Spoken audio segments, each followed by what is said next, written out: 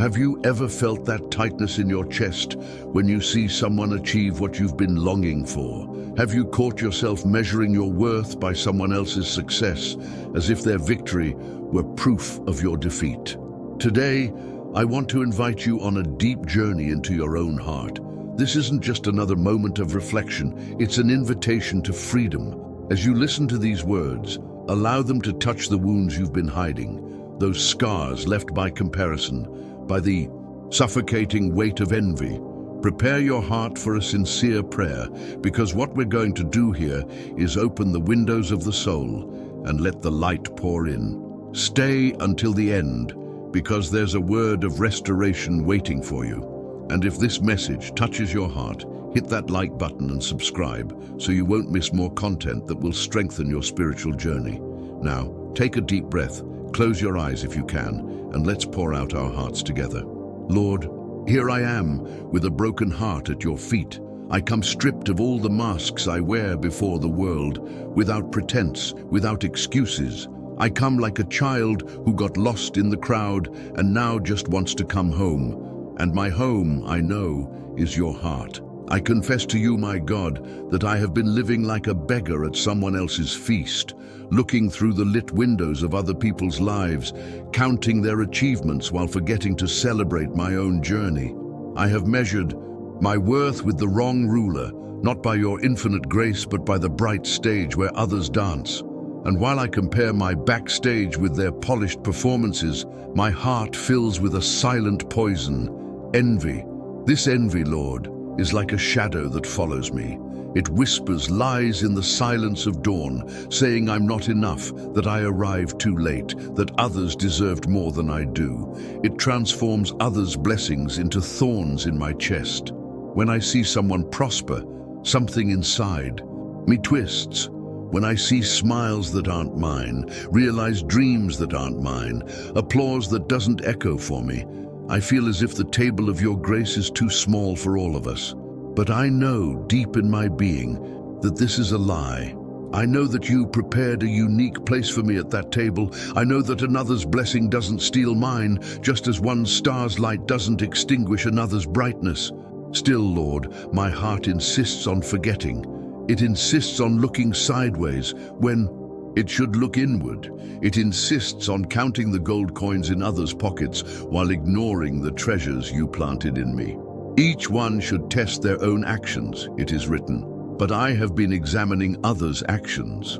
I have been a harsh auditor of gifts that don't belong to me, a critic of graces that weren't poured out on me.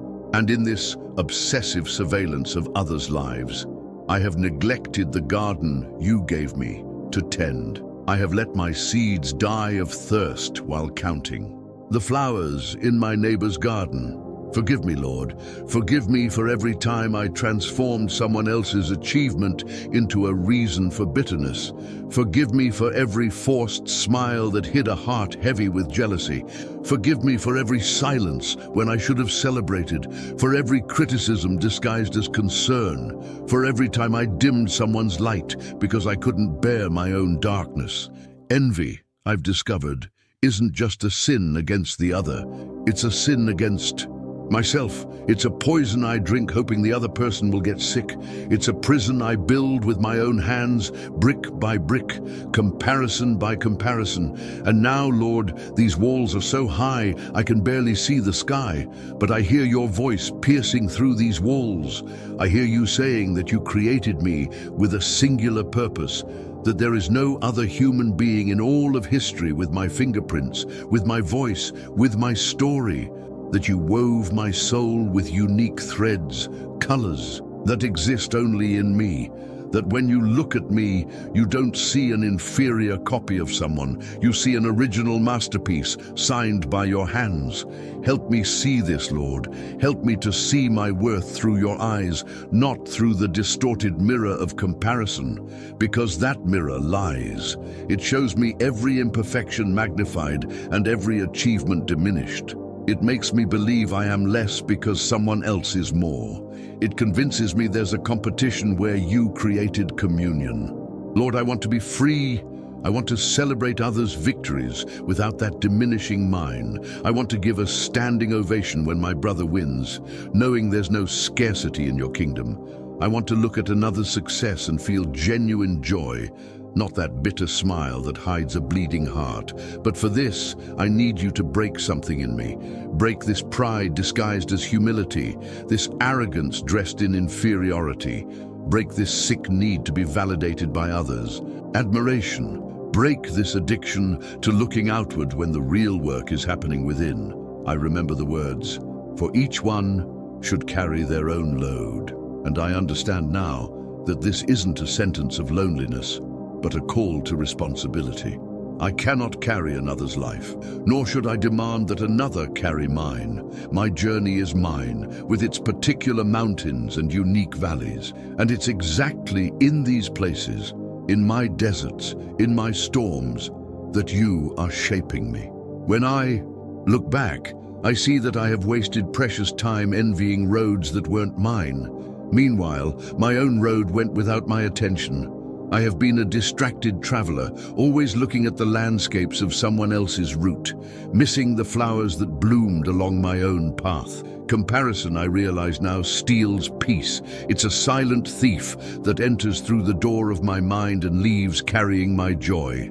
Every time I compare, I lose a little gratitude. Every time I measure my life by another's life, I forget to give thanks for mine. Lord, teach me gratitude as an antidote. Teach me to count my own blessings, not the ones that are missing. Teach me to celebrate my small advances, even if they seem insignificant compared to others' giant leaps. Teach me that progress is progress, no matter the pace, that my marathon doesn't need to have anyone's sprint speed. There is enough room at the table of your grace for everyone. This truth needs to descend from my head to my heart. It needs to become conviction, not just concept. The table is vast, the banquet is abundant, and no invitation cancels another. When my brother sits at the table, it doesn't mean my chair disappeared. When my sister receives her full plate, it doesn't mean mine will be empty. Help me, Lord, to look inward with courage, to examine my own work with honesty and compassion, not with that cruel self-criticism that paralyzes me, nor with that self-indulgence that makes me complacent, but with the wise balance of someone who knows how to recognize both the areas that need to grow and those that have already flourished. And when I look inward, I know I'll find treasures I've been ignoring. I'll find gifts I've left dusty while envying others' gifts. I'll find seeds of purpose you planted in me that I haven't watered yet. I'll find dormant potentials waiting for me to stop looking outward to finally awaken. You are building something in me, not around me. The real work isn't in visible achievements, in medals I can display, in applause I can collect. The real work is happening in the invisible layers of my character. It's in the patience I'm learning in waiting. It's in the humility I'm developing in defeat. It's in the faith I'm strengthening in uncertainty. And these things, these invisible jewels, no one can take from me. They don't depend on others' opinions, don't float according to the tides of social approval. They are mine because you engraved them in me with the chisel of experience. Free me, Lord, from the trap of comparison. This trap is sophisticated, disguised as motivation, as pursuit of excellence. But I know that deep down, it's just fear. Fear of not being enough, of not mattering, of being forgotten. It's a fear that makes me believe I need to compete for your attention, that I need to prove my worth through achievements that match or surpass others. But you don't love me because of what I do. You love me because of who I am, your creation, your child, your work. There's nothing I can do to earn more of your love, just as there's nothing I can do to lose it. This love isn't for sale in the performance marketplace. It is given, free, abundant. Today, I choose to accept this. I choose to believe I am loved exactly as I am, where I am. I don't need to wait until I get there to deserve your loving gaze. I don't need to conquer what another conquered to be worthy of your attention. You already see me. You've always seen me, and your gaze isn't conditioned on my victories. May I, from today forward, see my journey as unique, not better or worse than anyone's, just different, gloriously different. Because you, in your infinite wisdom, didn't create clones. You created originals, and I am one of them. When envy knocks at the door again, and I know it will knock, may I recognize it before opening. May I see its familiar face and say, "You have no power here anymore." This heart is now occupied with gratitude. This mind is focused on its own journey. These eyes have learned to see beauty in themselves, not just in others' reflection. Restore in me the joy of my own salvation. Restore the pleasure of being who you created me to be, without needing to be who another was created to be. Restore the peace that comes from knowing I'm exactly where I need to be, learning exactly what I need to learn. And from this restoration, may compassion be born. Compassion for myself, for the times I've failed on this journey. Compassion for others who also fight their invisible battles, who also carry their insecurities, who also perhaps envy me while I envy them, in a sad irony of lost hearts. Lord, transform my heart into fertile ground for mutual celebration. May I genuinely rejoice in my brothers and sisters' achievements, knowing their success doesn't diminish my chances. May I applaud without reservation, without that hidden bitterness that secretly hopes for a future fall. May I be an instrument of encouragement, not competition, because in the end, we won't give account of another's life. We'll give account of our own work. And I want, on that day, to be able to say that I fully lived the purpose you planted in me, that I didn't waste my life wishing to be someone else, that I didn't bury my talents while counting others' talents. Today, I surrender to you this weight I've been carrying, weight of envy, weight of comparison, weight of inadequacy. I place everything at your feet, like burdens too heavy for my shoulders, and in exchange, I receive from you the easy yoke of acceptance, the light weight of simply being who I am. Thank you, Lord, for loving me when I'm hard to love, for seeing potential when I only see limitations, for continuing to work in me, patient and persistent, even when I insist on looking sideways instead of looking forward. Thank you for every unique journey you placed on my path, for every lesson disguised as difficulty, for every victory that was genuinely mine. Thank you because my story doesn't need to be like anyone else's to have value. It has value because it's mine, because it's true, because it's your work in me.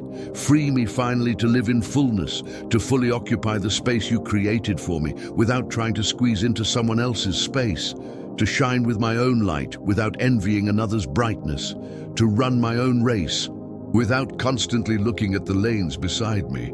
May it be so. May my heart be free from the prison of comparison. May my soul dance to its own music, not trying to keep up with another's rhythm. May I finally rest in the truth that I am enough, not because of what I've achieved, but because of who you are in me. Amen.